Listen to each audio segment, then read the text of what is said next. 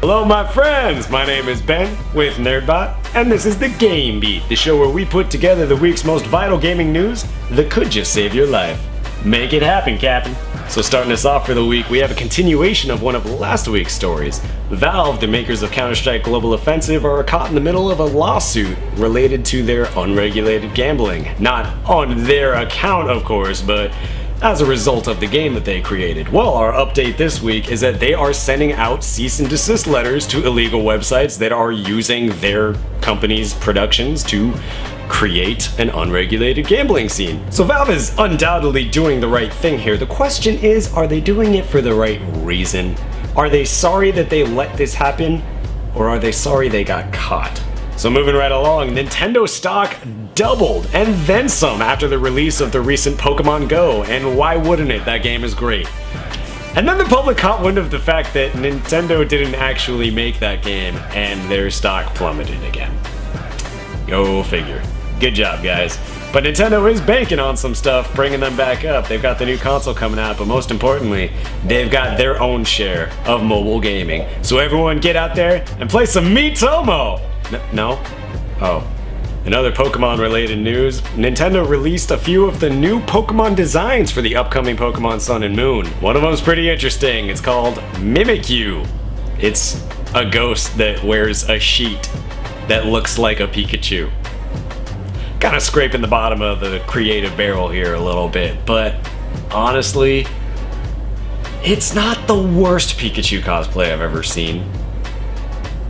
So in our next piece of news, looks like Nintendo's not the only one with a shaky financial situation. Microsoft Gaming is actually running at a current 9% operational loss. While their Xbox Live revenue is up by 4%, their hardware sales are actually down 33%. Now, if you're worried about the state of the company, I don't. This is the company that makes the most ubiquitous operating system in the world, as well as having a piece of the mobile pie. So, don't worry about that. Of course, if you are someone who wants Microsoft to fail, sorry. So with all this in mind, how does Microsoft plan on dealing with these hardware losses? Well, the Xbox One S just came out. That's right, the newer, smaller, sexier version of the original Xbox One is out, and it's $400 with a 2TB hard drive. Pretty soon there'll be more versions with different price tags and different hard drive spaces, because we really need this to just be as complicated as possible. Furthermore, Microsoft is going to be shedding some light on the age-old question. What does it take to be truly elite? It takes about $200. So what's $200 going to get you? It's going to get you Microsoft's new Gears of War 4 Elite controller, which is coming out a week before the aforementioned game. And no, the $200 price tag does not get you a controller that massages your hands or has OnStar capability. It's a controller, it's got swappable parts and all that stuff, but blah, blah, blah. All that you need to know is that that douchey kid who lives on your block, who just has to have everything, every little piece of everything that comes out, is about to get a lot douchier.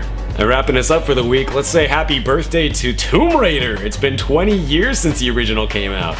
20 years since all of us guys discovered our love for pointy triangle boobs. We've come a long way since then. So what are the birthday celebrations looking like this year? Well, Square Enix is re-releasing Rise of the Tomb Raider, which was last year's Xbox One and PC game. This time it's going to be on the PlayStation 4 as well, which means us Sony fanboys finally get to experience the adventure. It's going to come with the base game, all the original DLC, as well as a few new levels that are going to span several different genres.